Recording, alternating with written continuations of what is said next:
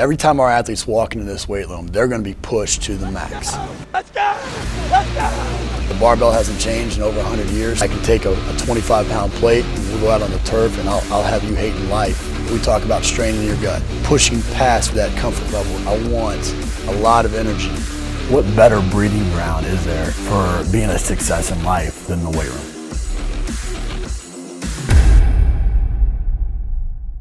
Hey guys, welcome to Iron Game Chalk Talk. I'm your host, Ron McKeefery, and this is episode number 250.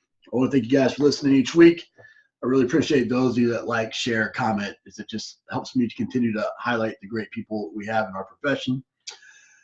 Also want to thank our sponsors, and specifically GymAware, for sponsoring this episode. I only partner with companies that I believe in the product and the people, and the guys, Evan and Heather and everybody at GymAware, just phenomenal people, and they got a great product. If you're in the market, reach out to them. If not, please reach out to them. The next time you see them, just thank them for being a part of Iron Game Chalk Talk. This week, I'm joined by Nick Mueller. Nick is the Director of Golf Education for RAD. He's known as the Mobility Caddy. He is very big in the golf world, but just, somebody that I've come across through a relationship with RAD, and man, I just appreciate you coming on the show.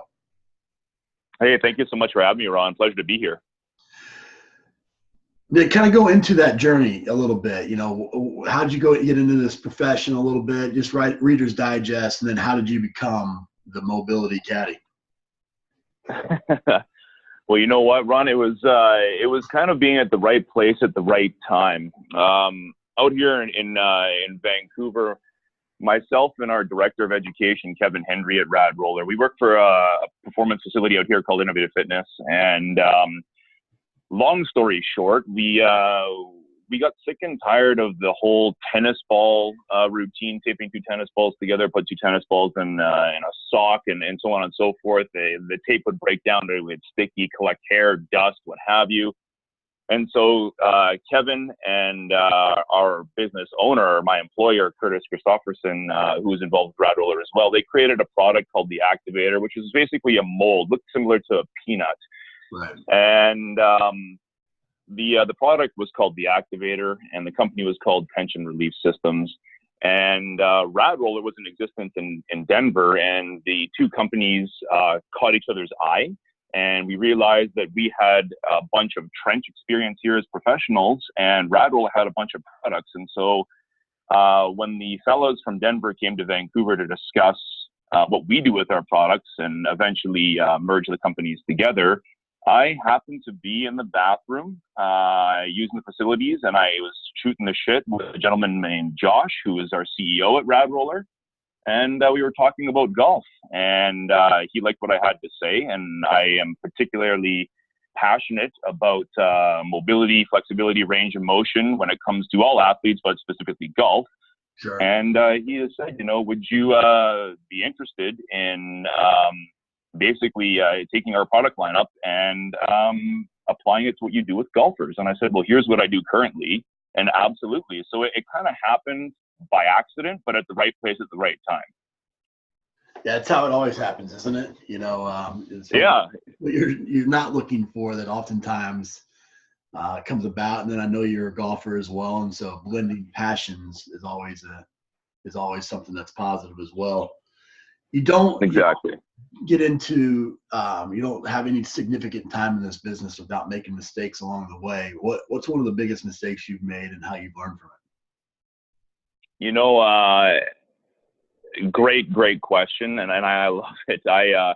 I'm also a fascial stretch therapist. So for those that are familiar, that are listening to the podcast, the Stretch to Win Institute, based out of Chandler, Arizona, I was all high and mighty on my new skill set.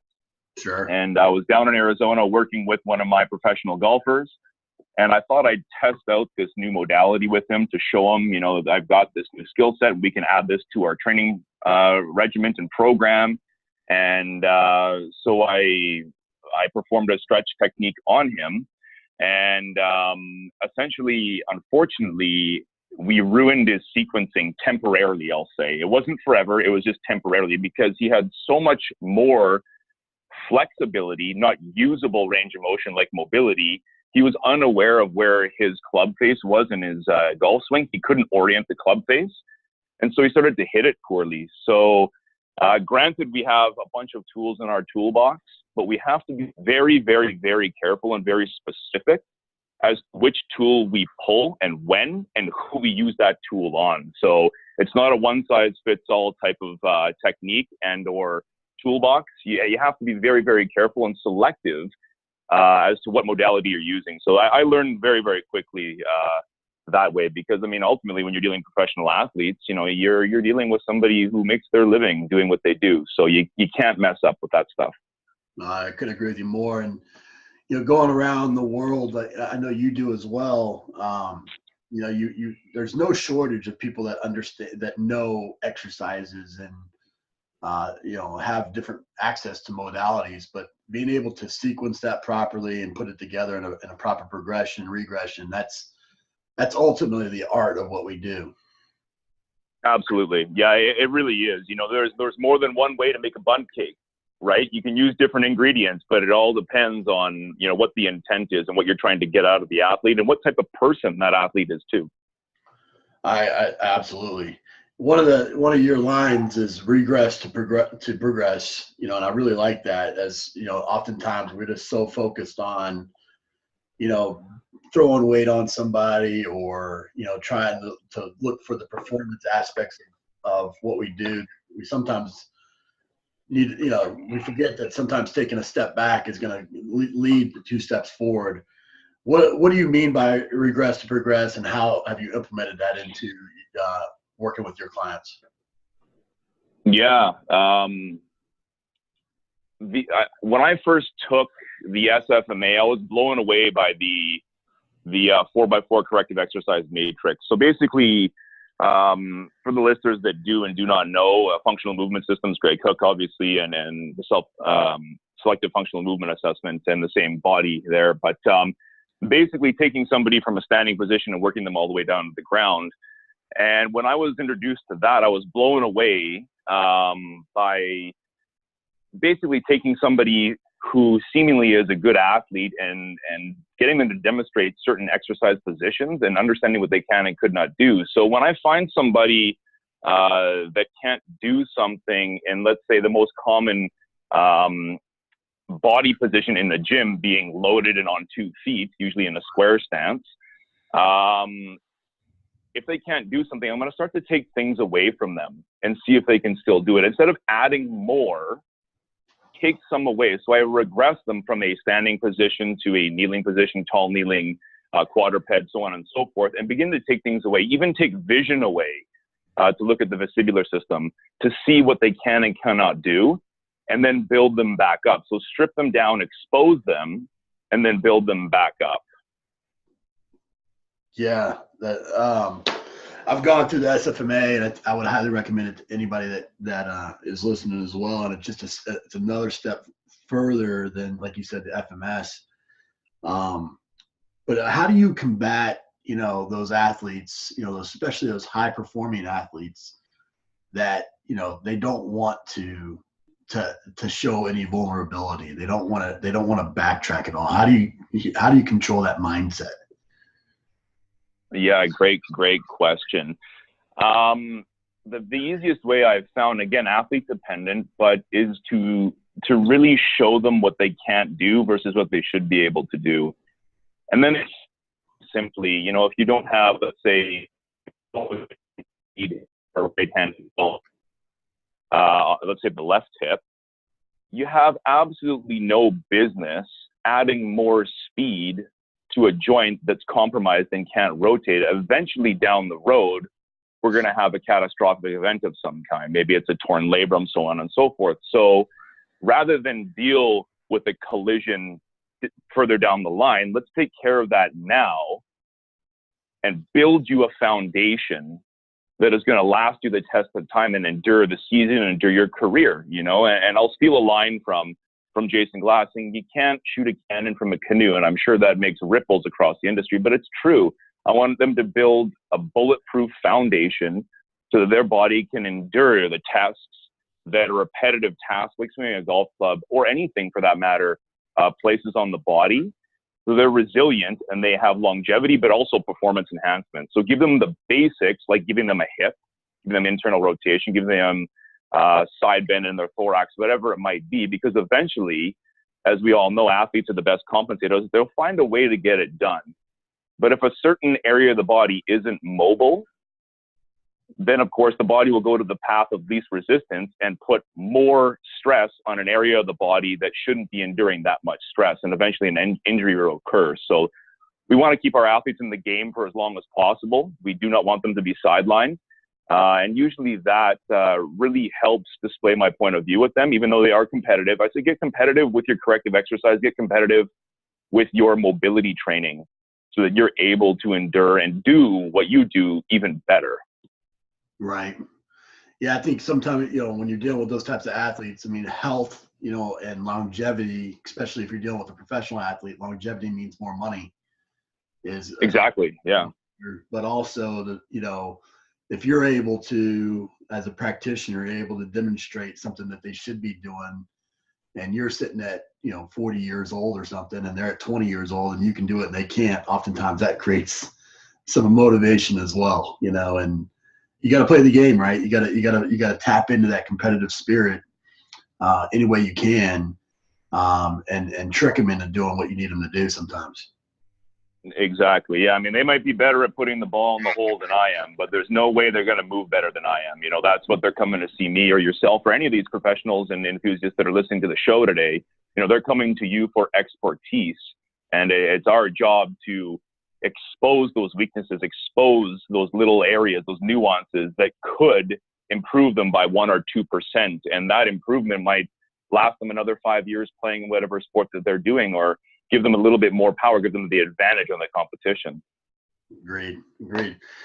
When you're at the level now where, I mean, you're getting, the people that you see are high level. When people, when those golfers come to you, what's some of the biggest either misconceptions or, what are some of the things that when you go around the tour or the circuit or whatever, and see people train and you cringe when you see, things going on? What are the pain points in golf right now? I'd say any modality, whether it's mobility training, flexibility training, strength and conditioning, that isn't systemized, that people are doing random acts of anything without a reason and or intent, that makes me cringe, because if you don't know what you're doing and why you're doing it, then why the heck are you doing it? Right. Because you saw it on PubMed or Instagram or social media, and just because a professional golfer, like for example, we see Dustin Johnson with an extremely bowed lead arm, so lots of wrist flexion at the top of the golf swing, and everybody tries to emulate that. Let's say junior golfers, right? But every single person is different with different anatomical builds. Arnold Palmer said it best: swing your swing. And of course there's strength and conditioning that we can do to build the biomechanical advantages and the sport-specific properties of a golf swing. But it doesn't mean, that you just go and do something just because you saw it. Understand why you're doing it, why they're doing it, understand the purpose behind it, and then ensure that you're consulting with and or have done the research yourself to understand fully why that person might be doing that. It's very, very important to understand intent in my books.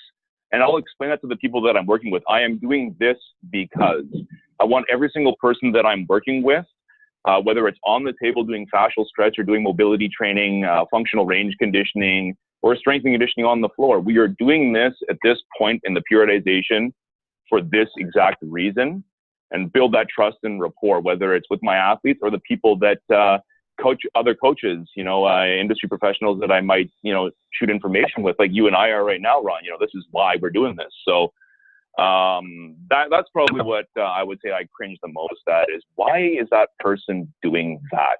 Out of curiosity, not judgment. And Sure. Then understanding, why. It has to be systemized. There's got to be a reason why. Right. Well, I mean, obviously, the people that you come across at all levels, I mean, they're at different points in their journey as a practitioner, as where they're at in their education process.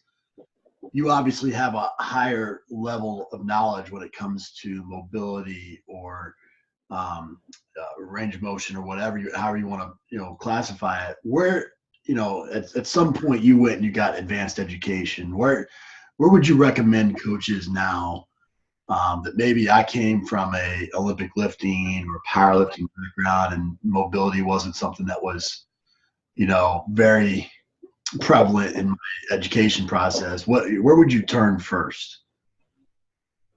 In terms of education, like courses or things like that? Your courses, books, just your quest to improve your knowledge base in that area. Yeah, I'd say that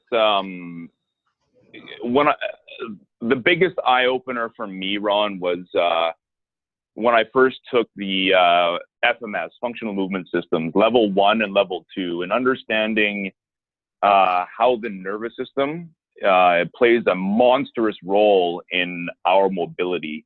And then from there, I dipped into the SFMA, and then it's been a domino effect ever since then, FRC, and I'm PRI and all these things, the Postural Restoration Institute, and of course our RAD mobility curriculum. I became and am a mobility junkie because I myself suffered for some injuries when I played collegiate level football myself, and I couldn't move. I got sick and tired once I turned into the Walking Dead in the morning when I woke up. I'm 30 years old, and I've got creaky joints, and I'm not feeling well. I feel sore all the time, and I can't do certain things I want to be able to do. So to kind of backtrack, I was first introduced to the FMS in 2012. And I know a lot of listeners were introduced to it way before that, many years before that. But that changed my perspective immediately. And then I said, okay, I need to know more, and I need to know why. And I need to know how I'm going to implement all of these systems, because again, I've got a bunch of tools here, hacksaws, hammers, screwdrivers, and so on and so forth. Right. But how do they all work together as a unit versus having individual systems that I use, with certain individuals? They have to be able to work together. So I would say look at the FMS, the SFMA. There's a ton of great courses out there. FRC is unbelievable. And any of our lectures, like this podcast, information that you guys are so graciously taking out your time to have professionals on, and speak based on their experiences and whatnot.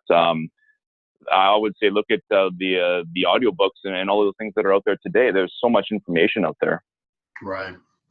Well, I think what the important piece I think I want everybody to hone in on is it all started from you asking questions. You had a pain point, you asked questions, you found FMS, you had more questions, you went to SFMA, and on and on and on. And I think that is that inquisitive quest for knowledge to improve on an area is what the profession needs in general. You need to do that in all the elements or all the components of athleticism. And fortunately for us, there's guys like yourself that are experts in a specific area that are willing to provide knowledge and give back in those regards. You mentioned that you were a college football player and that you had some mobility issues and things like that. Now, looking at your bio and you're climbing Machu Picchu, and you're pretty active. You run, marathons and whatnot. I mean, talk a little bit about the importance of not just being a practitioner, but being a practicing practitioner. Yeah, I love the fact that you brought this up, Ron, because I truly believe in our profession, whether you're a strength coach, a clinician, whatever it is that you do in our industry. I had a friend once say to me, in your industry, your body is your business card, really. If you don't look the part, then why would I come pay you, subject my body to you, and give you my hard-earned money to seek out your advice when you have a hard time even taking care of yourself? Now, granted, there are circumstances, but as far as I'm concerned, I'm not really interested in going to a dentist that has poor teeth or oral hygiene, or perhaps getting a tattoo from a tattoo artist that doesn't have any tattoos. So you have to look like you're the part. right? So for me, being a bigger guy, I guess you could say, for doing marathons and all these extended heights, I'm 6'3", 240 pounds, and I did these half marathons and hiked Machu Picchu and whatnot, and rode a 120 kilometer Grand Fondo up. We have a Sea to Sky Highway here in Worcester where the Winter Olympics were held in 2010, because I thought, you know what, my clientele and the environment in which I'm in here at our gym, Innovative Fitness, they got to be able to see that I can do everything that I am telling them to do. Right. Ride a bike 120 kilometers and go for a 22.4, half marathon run or whatever it might be. I want to know what it feels like, so that when I prescribe certain things, I know exactly what that person's going to go through.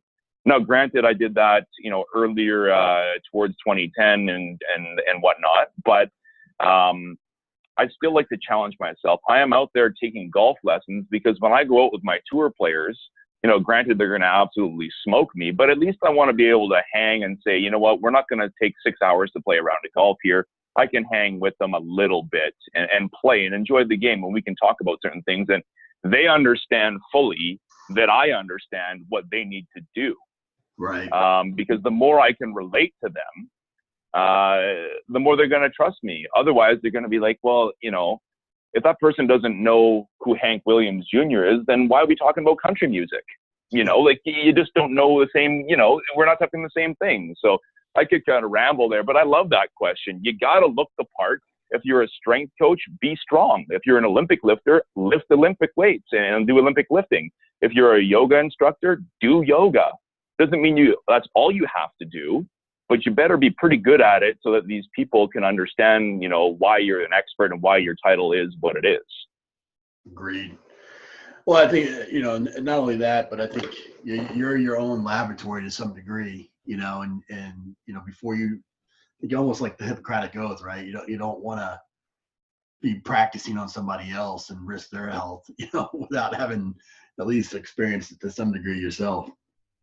100%. Well, we are all, in our profession, we're the hamsters on the wheel, both in our mind, but also our body, right? I see something and I get creative and I go, okay, how does that feel? Because if I can't do it, I'm not going to ask that of my athlete if I can't even get into position to demonstrate what I'm trying to get them to do, nor do I understand what it's supposed to feel like or what tissues I'm exercising or whatever it might be. We could go on and on, but absolutely. Yeah. You got to be able to walk the walk. Great. And, the added benefit of obviously being able to have, when you're in this profession, you got to have a stress release. You got to have something that you can, when you're working 15, 16 hours a day, that's not healthy unless you're willing, you have the ability to release that somehow, some way. So 100%. Couldn't agree with you more. Well, man, we sandwiched this episode in between some training sessions for you. So we end the show with some resources. Give us the best piece of coaching advice you ever received. Oh, man. I got to go back to my football days. And I think we've all heard this quote, and I hate to be cliche, and I hate to say it, but I believe the quote goes, whether you think you can or whether you think you cannot, you're right. Right. In other words, if you doubt yourself, you're not going to be able to do it. You always have to believe in yourself, and it's okay to have failures. We look at some of the greatest athletes and business people in the world, and they got where they are because they sprung forward. They had a failure. They had a learning experience, if we're going to call it that. Instead of a failure, we tripped up and we made a mistake and we got better. We learned from our mistakes. So keep grinding, keep pushing forward, make mistakes, just make them on yourself, and have fun. What we do is an absolute blessing. We are blessed to have people come to us and trust us with their knowledge and their body and their money and their career to help them have fun at what we do. What we do is absolutely awesome. I wouldn't have it any other way. I'm showing up to work and wearing gym shorts and a gym shirt. I mean, we hit the lottery here. This is great. I don't have to sit in a cubicle with a collared shirt on and dress pants. And no offense to those that do, but for those of us that are in this reality, we're in a playground all day long, and it's great. So always believe in yourself. Always think you can. Challenge yourself. Stress causes change. Go have some fun. Enjoy it, and don't be afraid to fail. Agreed.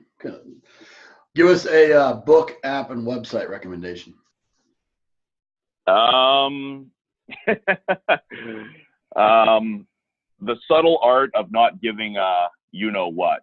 That was a brilliant book. It was an easy read because it was different than what we currently read. We're all buried in research, how to get stronger and faster, and what's the latest research on this and that. And we're diving into, for us at RAD Roller, it's Kevin and I are looking at the latest research on tissue and fascia and all these different things and whatnot. Having a nice read where you actually get a chance to sit down, have a chuckle because of how the book is written and how it's articulated, and actually apply those principles and go, wow, that is me. I do that. Life isn't so serious. Life isn't so complicated. Life is pretty fun. Take the blinders off and enjoy it. I would say that book was a great, hang out by the fireplace in wintertime and read that puppy. That was a great read. Websites, recommendation. I'm going to draw on my golf experience here and my golf background. The Titleist Performance Institute has an amazing library for junior development, for just developing athletes in general. It's not necessarily all golf specific, but movement pattern based. If you're looking for a video library of thousands and thousands and thousands of exercises and examples of how to challenge your junior athletes and or athletes in general differently, www.mytpi.com is phenomenal for that exercise library. And app recommendation.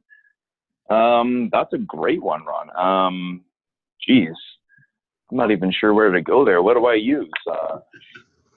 I like Coach's Eye. I think it's great. It's a phenomenal application. Edgify, actually. For those of you that have not used Edgify or haven't heard of it, it's an unbelievable platform to build a team around your athlete. So if you have, let's say, a strength coach, a mental coach, and let's say a technique coach, like an actual sports-specific coach, to create a profile where the athlete and all the coaches, no matter where the athlete is in the world, you can communicate back and forth. Even if the professionals are scattered throughout the country from east to west, you can have a profile where you're able to communicate to this athlete, medical professional, strength coach, and sports-specific coach, or whoever your team is, so that athlete feels surrounded and taken care of. And you can point things out, because we all know that sometimes it's really tough to get to emails. It's tough to hop on the phone, but we can always, no matter where we are and what time zone we're in, we can always write a little note and send video footage to help our athletes and clients out. You said that's Edgify. How do you spell that? EDUFII.